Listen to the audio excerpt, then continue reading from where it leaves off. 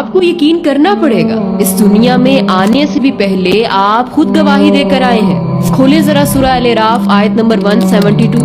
اللہ فرماتا ہے کہ اے نبی، لوگوں کو یاد دلاؤ وہ وقت جبکہ تمہارے رب نے بنی آدم کی پشتوں سے ان کی نسل کو نکالا تھا، انہوں نے خود ان کے اوپر گواہ بناتے ہوئے پوچھا تھا، الستُ بربکم، کیا میں تمہارا رب نہیں ہوں؟ قالوا بلا، انہوں نے کہا ضرور آپ ہی ہمارے رب ہیں، شاہدنا، ہم اس پر گواہی دیتے ہیں۔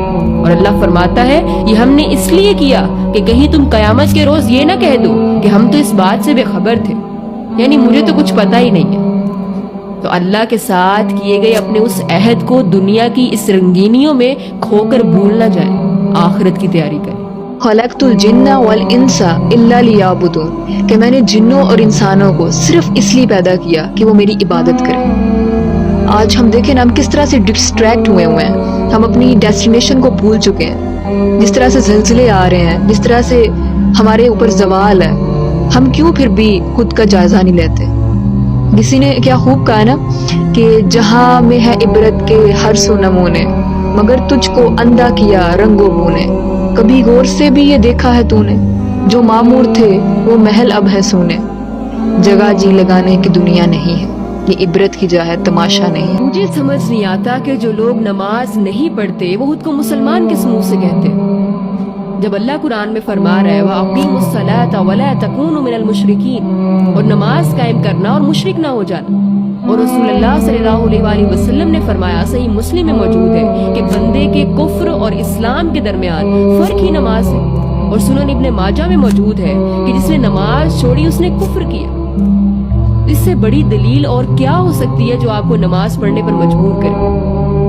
یعنی 5 ٹائم اللہ بلائے اور آپ کہیں کہ میرا فلاں کام ہے، میری نوکری ہے، میری سٹڈیز ہے، میرے کپڑے گندے ہیں، میرے بچے ہیں، بلا بلا بلا۔ یعنی میں مانتی تو ہوں، میں مانتا تو ہوں کہ اللہ تو میرا رب ہے، تو نے مجھے زندگی دی ہے، تو ہی مجھے موت دے گا اور مجھے زندہ کر کے میرا حساب لے گا، لیکن سوری، میں تیرے بلانے پر نہیں آ سکتی، میں نہیں آ سکتا کیونکہ مجھے دنیا عزیز ہے۔ تو پھر صرف نام کے مسلمان ہیں آپ، عملاً تو آپ کافر ہیں، کیونکہ مسلمان کا تو مطلب ہی یہی ہے کہ فرما برداری کرنا، جب اللہ بلائے سر تسلیم خم کر دینا، اس کے ہر حکم کے آگے جھک جانا۔ تو خدا را عملاً بھی مسلمان بنے، آج نہیں کل، ابھی تھوڑے پیسے بنا لیں پھر کریں گے، ابھی تو ایک لمبی عمر پڑی ہے، کر لیں گے توبہ، کر لیں گے عبادتیں، کر لیں گے اللہ کو راضی۔ میری بہن، میرے بھائی، ڈیتھ ہیز نو ایج، قبرستان بھرے پڑے ہیں جوان لوگوں کی قبروں سے۔ یہ دنیا میں جو ہم ٹیسٹ کے لیے آئے ہیں، آپ کو پتہ ہے اس کی سب سے مشکل اور حیران کرنے والی کنڈیشن ہی یہ ہے کہ موت کبھی بھی کہیں بھی آ سکتی ہے، یعنی کبھی بھی time up and you will not be given a single second extra۔ سوچے نا ذرا، it's not that easy۔ اور مجھے سمجھ نہیں آتی کہ جب ہم یہ جانتے ہیں اور سب سے بڑھ کر جب ہم یہ مانتے ہیں کہ یہ میرے ساتھ ہونا ہے، اس سب سے مجھے گزرنا ہے، then why we are not preparing for that؟ دیکھیں، نماز میں دل نہیں لگے گا کیونکہ آپ کو سمجھ ہی نہیں ہے کہ آپ کیا کہہ رہے ہیں۔ اگر آپ کے ساتھ ایسی زبان میں گفتگو ہو جس کو آپ جانتے ہی نہیں ہیں تو آپ بور فیل نہیں کریں گے؟ یقیناً یس۔